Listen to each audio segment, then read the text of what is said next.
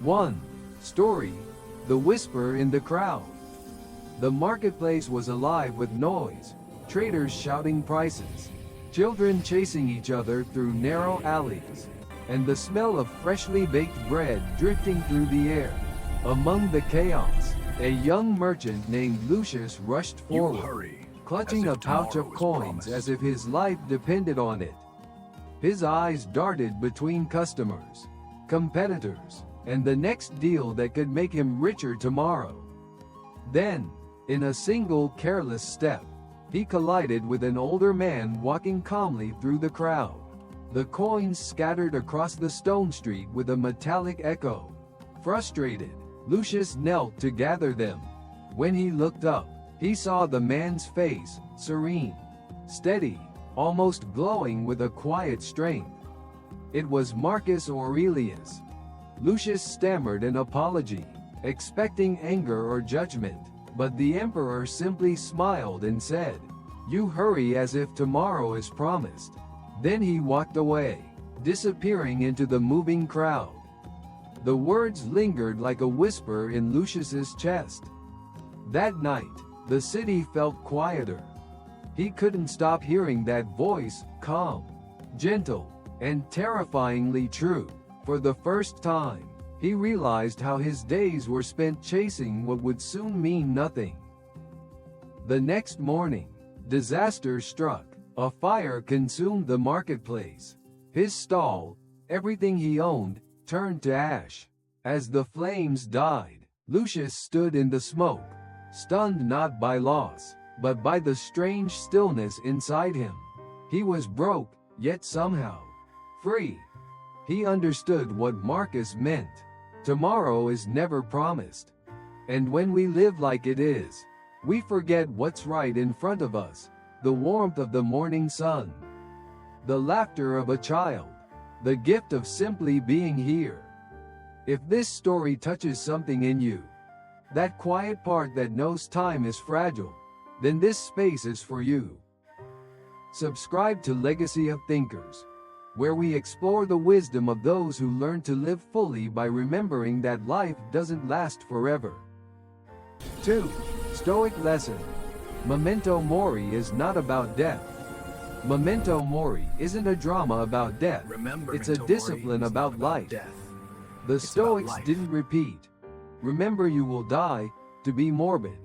They used it like a lens that snaps the present into focus. When you hold mortality in view, petty battles lose oxygen, urgency returns to what matters. In simple moments, steam from your coffee, sunlight on a table, grow vivid again. Marcus Aurelius warns, you could leave life right now.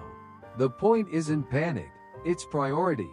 If time is finite, then attention is sacred.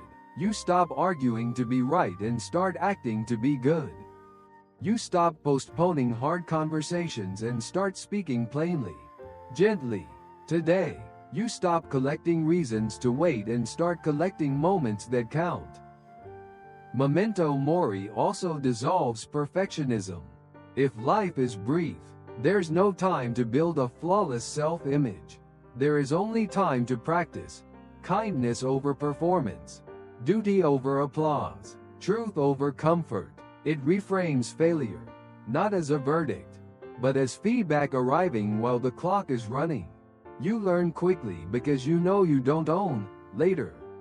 Notice how it disarms fear. When you accept death, threats shrink. Rejection is not fatal. Embarrassment is not fatal.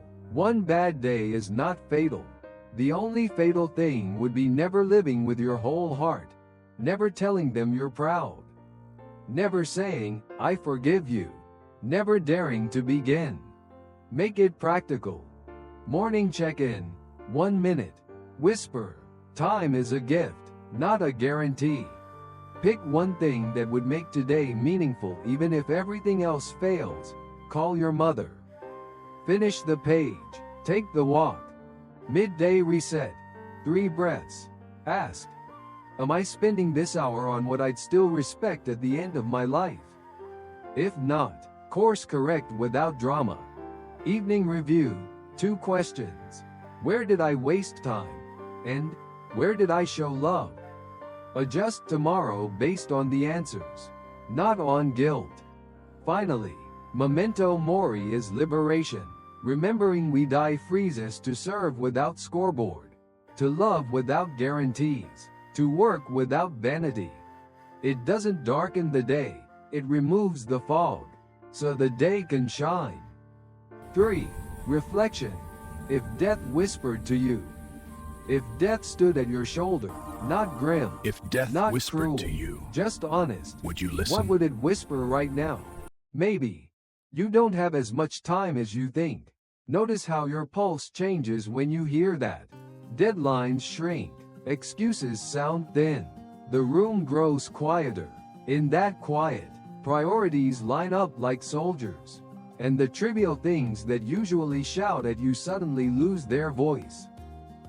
Ask yourself, gently but directly, if tonight were the last page of your story, what would you wish you had done today? Called your father back? Said, "I'm sorry," without the defensive footnotes?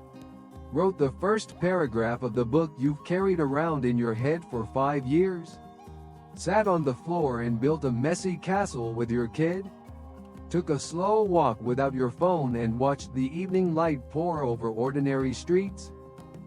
Memento Mori is not a dare to be reckless. It is permission to be precise, to give your best attention to a few essential things: character over image, presence over performance, service over scoreboard. It trims the day like a careful editor. Fewer scenes, better scenes. Try this simple ritual tonight. Turn off the noise. Put your hand on your chest and count 5 steady breaths. On each breath, name one thing you are grateful for, out loud, if you can. Then ask, what would tomorrow look like if I lived as if time were a gift? Write one action, circle it, protect it in your calendar like something sacred. And if fear answers back, what if I fail? What will they think? Remember, embarrassment is brief, regret is heavy. The Stoic wager is simple. Live so that, when the last page arrives, love is unfinished only because you ran out of time, not because you ran away. If this whisper moved you, don't let it fade into the scroll. Share this with someone you love. Tell us below what you'll do differently today. Tap like so this message reaches another restless soul. And join us. Subscribe to Legacy of Thinkers for more daily Stoic calm. One honest breath at a time.